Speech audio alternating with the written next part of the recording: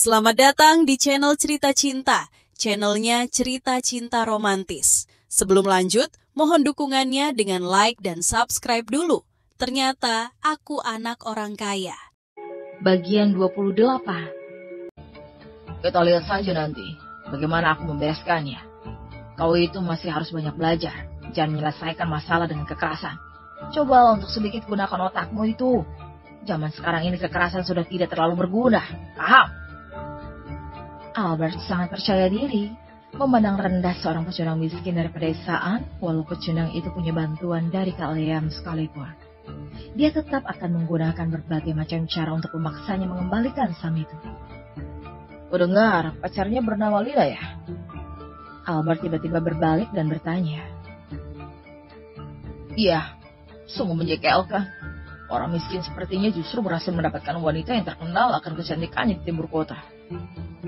Adam sangat tidak puas. Seorang pecundang miskin yang tak memiliki kekuasaan bisa mendapatkan wanita cantik seperti Lina, yang benar-benar membuatnya sangat iri. Tidak masalah. Nanti aku tidak hanya akan membuatnya mengembalikan saham, tapi juga bisa membuatnya putus dengan Lina itu. Albert tersenyum licik. Mungkin saja dia bisa memukul jatuh dua burung dengan satu batu, yaitu sekalian mendapatkan Lina. Itu akan sangat sempurna sekali. Baguslah kalau begitu. Berarti kita tinggal tunggu tontonan bagusnya. Adam sedikit gembira. Adam masih sangat yakin terhadap kakak laki-lakinya, yang pandai dalam banyak hal serta berbakat sejak kecil, dan bahkan lebih pintar darinya. Apalagi kakaknya juga sering ikut ayahnya untuk berbisnis di pusat perbelanjaan. Jadi cara liciknya pasti tidak akan kalah dengan Erwin. Setelah ketiganya berdiskusi di rumah sakit, mereka langsung pergi, tampaknya untuk mempersiapkan rencana mereka. Di luar ruang operasi, Erwin menemani Daniel dengan cemas. Pada saat ini Agnes sudah masuk untuk menjalankan operasi, dan hasilnya belum pasti. Tetapi sebelum itu, Erwin sudah meminta Damon untuk diam-diam mengatur seorang dokter terbaik untuk menjalankan operasi Agnes. Jadi operasinya seharusnya tidak ada masalah. Daniel, operasi Agnes akan berjalan lancar. Jangan khawatir. Erwin belum pernah melihat Daniel yang segugup dan segelisah ini. Tidak hanya itu, wajahnya juga pucat, dan sosoknya terlihat seperti kehilangan banyak berat badan. Tampaknya dalam beberapa hari ini dia adalah sangat bekerja keras, yang menunjukkan bahwa dia sangat mencintai Agnes. Dunia ini sangat realistis, karena hampir semua orang sedang mengejar kekayaan dan kekuasaan. Tapi pada saat yang sama, dunia ini membuktikan bahwa cinta sejati itu masih ada, seperti perasaan Daniel terhadap Agnes. Iya, aku yakin Agnes pasti bisa bertahan. Aku sudah berjanji untuk menikah dengannya setelah operasinya berhasil. Erwin sedikit terkejut, tetapi dengan cepat merasa lega. Kemudian menepuk ringan bahu Daniel sambil memberinya semangat. Semangat. Kalau kalian berdua sudah menikah, aku akan menyiapkan semua rumah untuk kalian. Memangnya kau sanggup beli? Kau sendiri saja masih menyewa rumah. Dan bercanda lagi dan lanjutkan saja kerja kerasmu. Aku akan mencari cara untuk menangani masalah kami sendiri. Daniel tidak ingin selalu merepotkan Erwin, karena dia tahu kondisi Erwin itu juga tidak gampang karena harus berjuang untuk bertahan hidup di kota. Erwin tersenyum dan tidak berbicara lagi, tapi sudah memiliki rencana di dalam hatinya. 4 jam kemudian, operasi akhirnya selesai. Agnes yang sudah menjalani operasi didorong keluar, dan Daniel segera berdiri untuk melihatnya. Namun Agnes masih dalam keadaan koma. Jadi setelah berteriak 2 kali tapi belum dijawab oleh Agnes, Daniel langsung berbalik dan meraih dokter yang keluar dari dalam operasi. Dok, bagaimana operasi pacarku? Operasinya berhasil. Tapi bagaimana kalian bisa mengundang Profesor Wilson? Dia itu adalah ahli bedah uremia teratas di negara kita ini. Dan sumber ginjal yang dibawa oleh Profesor Wilson juga punya tingkat kecocokan yang sempurna dengan pasien. Dokter yang menemaninya mengatakan itu dengan sulit percaya. Serius? Daniel sendiri tercengang karena tidak tahu apa yang sedang terjadi. Hanya Erwin yang tersenyum di sana. Tampaknya Damon sudah menggunakan kekuatan industri Smith di luar kota. Jika tidak, dia tidak mungkin bisa mengundang seorang pakar dari luar kota. Nah, sekarang operasinya kan sudah berjalan dengan baik. Kau seharusnya merasa tenang. Daniel juga lega. Setidaknya Tuhan masih merestui mereka. Setelah Erwin menemani Daniel beberapa saat, ponselnya tiba-tiba saja berdering. Dan nama yang tertera di layar ponsel adalah Leticia. Dan ini membuatnya sangat bingung. Tapi dia tetap mengangkat telepon itu. Leticia ternyata memintanya untuk pergi ke hotel dan mengatakan bahwa dia sangat merindukannya. Setelah saham Adam ditipu, Adam menjadi sangat pemarah dan sering memukulinya. Jadi dia sangat menyesal sekarang dan ingin berbicara dengan Erwin. Tidak, aku sibuk. Erwin langsung menolak. Perasaannya terhadap wanita mata duitan ini sudah mati total. Dan tidak ada rencana lainnya. Kalau kau tak datang, aku akan memotong urat nadi pergelangan tanganku dan bunuh diri. Leticia mengancam dengan keras di telepon. Oke, potong saja. Sekalian, potong kepalamu itu. Erwin langsung menutup telepon itu. Erwin sangat mengerti bahwa Leticia ini adalah orang yang sangat takut mati. Jadi tidak mungkin bunuh diri. Tapi tiba-tiba Erwin menerima foto wanita itu yang memotong urat nadi pergelangan tangannya di ponsel. Serta darah merah yang mengalir keluar. Jika diperhatikan dengan teliti, itu benar-benar tampak seperti memotong urat nadi pergelangan tangan. Erwin sejenak mengerutkan kening saat melihat itu. Sepertinya dia akan memakai segala cara untuk membuatku pergi. Gumam Erwin. Jika dia tidak melihat adegan yang ada di rumah sakit Arvan pagi tadi, dia mungkin akan percaya dengan kata-kata Leticia. Tapi sekarang, dia sangat waspada. Erwin merasa bahwa Leticia ini tidak mungkin memintanya untuk pergi ke hotel hanya sekedar berbicara saja. Karena dia sangat mengerti wanita mata duitan ini. Leticia ini adalah wanita yang tidak suka dengan pria miskin. Jadi pasti punya tujuan lain. Tapi karena mereka ingin mencari masalah dengan dirinya, maka Erwin hanya bisa mengikuti permainan mereka. Dan memberi mereka sedikit pelajaran untuk mengingatkan mereka bahwa dirinya ini bukan orang yang boleh sembarangan diprovokasi. Karena kau begitu ingin, aku akan ke sana. Erwin tersenyum sedikit, kemudian mengirim pesan itu pada Leticia. Namun sebelum pergi, Erwin harus penuhi mempersiapkan segalanya dengan matang. Karena dia tidak akan berperang dalam pertempuran yang tidak aman. Apalagi hotel tempat Leticia ajak itu berada di dekat rumah sakit.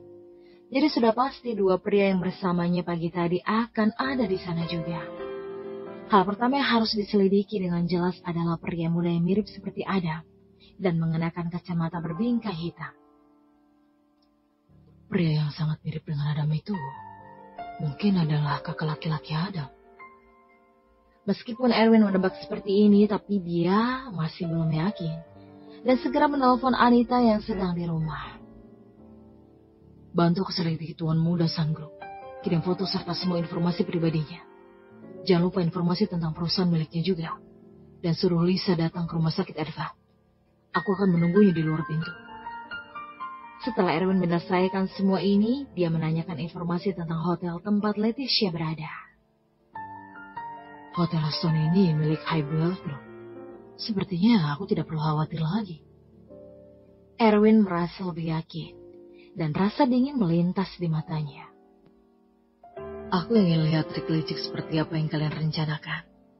Mau memprovokasiku, itu harus sanggup menanggung konsekuensinya. Menjelang malam, Lisa bergegas di rumah sakit Edva.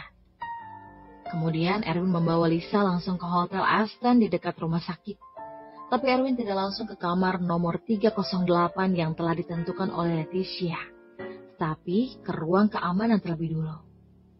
Lisa, tunggu di sini. Aku akan ke ruang keamanan sebentar. Sebelum Erwin datang, dia sudah menelpon Damon dan menyuruhnya untuk meminta manajer Hotel Aston menunggunya di ruang keamanan. Baik, Tuan Muda. Lisa tetap di lobi hotel dan menunggu Erwin kembali. Setelah Erwin memasuki ruang keamanan, Eric Carter yang merupakan manajer Hotel Aston adalah seorang pria parubaya botak. Dan sudah menunggu Erwin di sini.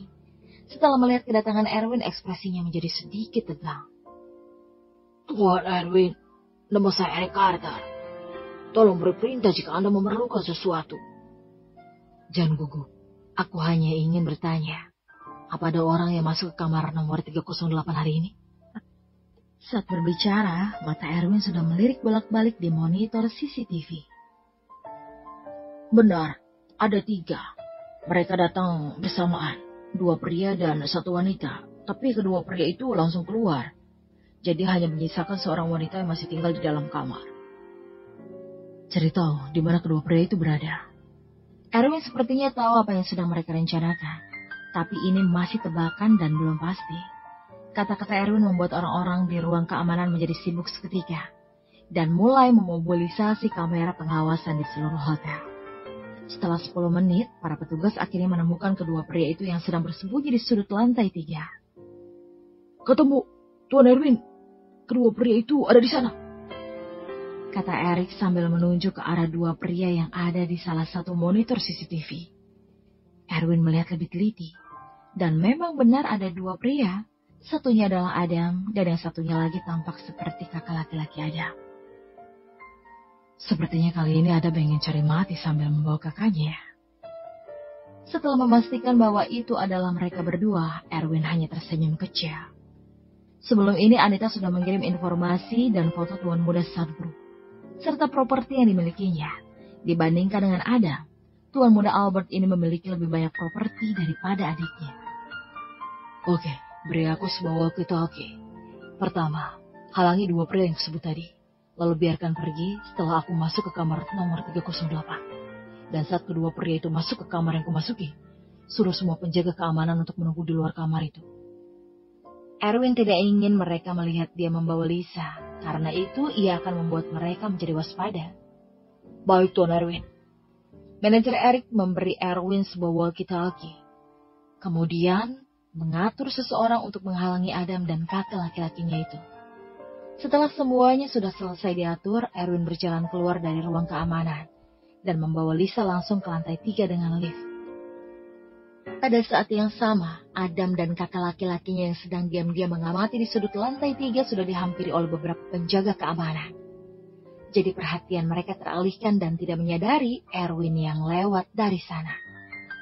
Setelah tiba di kamar nomor 308, Erwin mengetuk pintu dan berkata dengan suara rendah.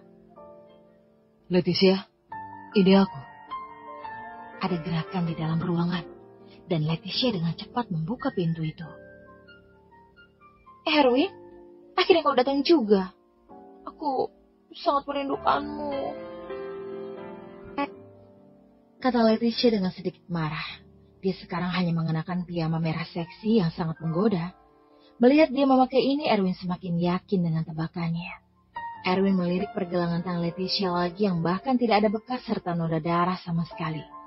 Jadi wanita ini benar-benar ingin mengelabuinya dengan trik licik agar dirinya datang kemari.